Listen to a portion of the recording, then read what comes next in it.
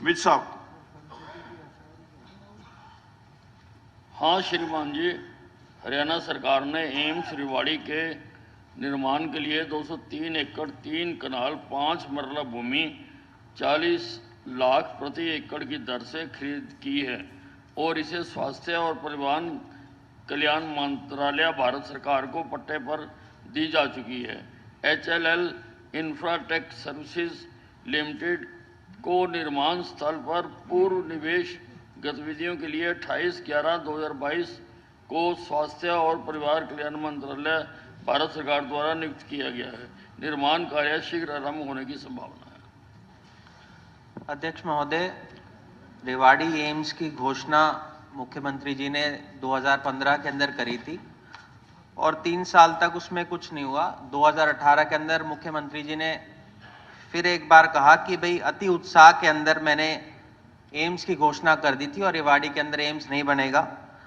उसके बाद वहाँ के लोगों ने बहुत संघर्ष किया और 2019 के अंदर स्वयं प्रधानमंत्री जी ने उसकी घोषणा करी कि रेवाड़ी के अंदर एम्स बन जाएगा।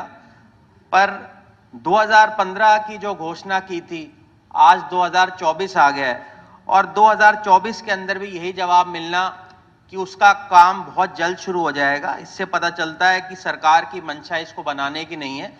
मेरी तो हेल्थ मिनिस्टर से एक सवाल है कि पिछले दिनों में एक आप लोगों ने टेंडर निकाला था डिजाइन इंजीनियरिंग प्रोक्योरमेंट का 940 करोड़ का, जिसकी डेट थी 3 नवंबर, जो लास्ट डेट थी उस बिड को करने की। उससे पहले ही 31 अक्टूबर को आप लोगों ने उस टेंडर को कैंसिल कर दिया। उस टेंडर को कैंसिल करने के क्या कारण थे वो भी नहीं बताए गए। मेरा आपसे यही सवाल है कि वो टेंडर दोबारा कब निकाला जाएगा?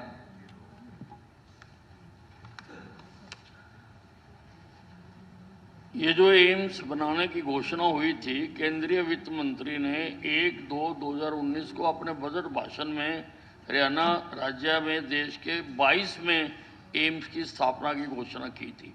15 की बात नहीं है। 15 में क्या क्या घोषणाएं हुई, कोई आप इसका जवाब तो स्वयं मुख्यमंत्री जी दे सकते हैं। अगर मैं गलत कह रहा हूं तो इसका जवाब मुख्यमंत्री जी दे देंगे। इसकी घोषणा 2015 के अंदर पहली बार हुई थी। इसका जो निर्माण है वो सारा केंद्र सरकार ने करना है। केंद्र सरकार पूरी तरह से तैयार है और जल्दी। आपको ये लगता है मुख्यमंत्री जी के प्रेरोगेटिव नहीं है अनाउंस करने का एम्स, तो इनको घोषणा भी नहीं करनी चाहिए? अध्यक्ष महोदय, देखिए वहां के लोगों की इच्छा उन्होंने बताई कि हमारे यहाँ एम्स खुलना चाहिए और एम्स है सेंट्रल गवर्नमेंट का काम। अगर सेंट्रल गवर्नमेंट के काम में हम अपना प्रयत्न बताते हैं कि हम इसकी कोशिश करेंगे कि एम्स यहाँ खुले। 2015 में अपनी एक इंटेंशन मैंने बताई थी कि यहाँ के लोगों की जो इच्छा है कि एम्स बनना चाहिए, वो हमने कहा।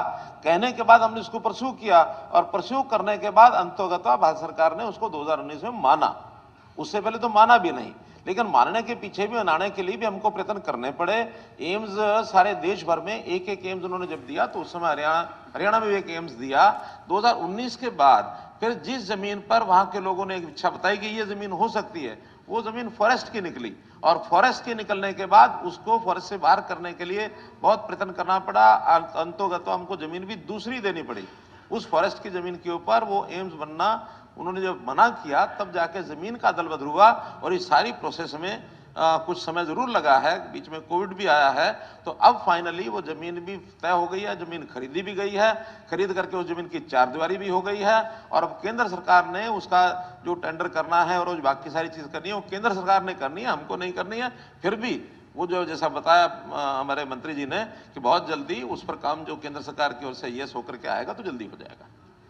धन्यवाद। स्पीकर साहब, मेरा सप्लीमेंट्री का जवाब नहीं दिया मंत्री जी ने, जो मैंने इनसे पूछा था कि भाई वो जो टेंडर हुआ, नहीं जवाब नहीं दिया जी। कि जल्दी ही उसका रीटेंडर हो रहा है, मुख्यमंत्री जी ने जवाब दे दिया। ये जवाब तो मुख्यमंत्री अब मेरा सवाल जो था उसका जवाब नहीं दिया। मुख्यमंत्री जी ने तो मंशा बताई कि उनकी मंशा है इसको बनाने की। आपने पूछा था कि दोबारा टेंडर कब हो रहा है, आदरणीय मुख्यमंत्री जी ने बताया कि जल्दी ही रीटेंडर। एक टेंडर, स्पीकर साहब, मेरा उसमें सवाल ये था, एक टेंडर लगाया गया था 940 करोड़ का, उसको कैंसिल किया गया, उसके बारे में जनता को नहीं बताया गया भाई इसको क्यों कैंसिल किया गया, वो मेरा सवाल इनसे था।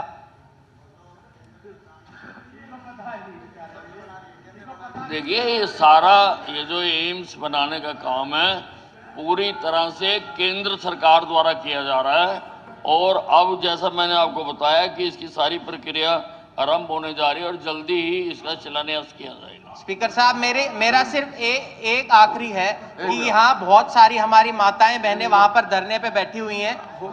अध्यक्ष महोदय, मेरे को लगता है कि मंत्री जी ने क्योंकि बहुत दिनों से काम छोड़ रखा था, पूरा पढ़ के नहीं आए, इसमें कोई दो राय नहीं। मैं कह सकता हूं, मैंने भी पढ़ा था 2015 में अनाउंस किया गया था मुख्यमंत्री द्वारा यहाँ एम्स बनाएंगे। ये नहीं है यहाँ की भावना की बात है, अखबार ने कहा। चलो मैं चर्चा का विषय नहीं करता, लेकिन मैं इस बात की आपको बधाई दे रहा हूँ। जो डेड लॉक बना हुआ था अपने स्वास्थ्य मंत्री जी का, वो सॉल्व किया। कैसे किया आपने? नहीं, वो कैसे किया? अध्यक्ष महोदय, जब मैं वकील था, मेरी बात सुनो, ये प्रश्नकाल का समय है। आपके सदस्य बाद में कहेंगे कि हमें टाइम नहीं मिला। मैं तो इनको बधाई दे रखा हूँ। कैसे किया? नहीं, एक मिनट, मैं वकील था तो एक बादरगढ़ का थानेदार था, उसने एक वकील की बेइज्जती कर दी, वकीलों की हड़ताल हो गई और मुख्यमंत्री थे उस टाइम, या तो चौधरी भजनलाल थे या चौधरी बंसीलाल थे।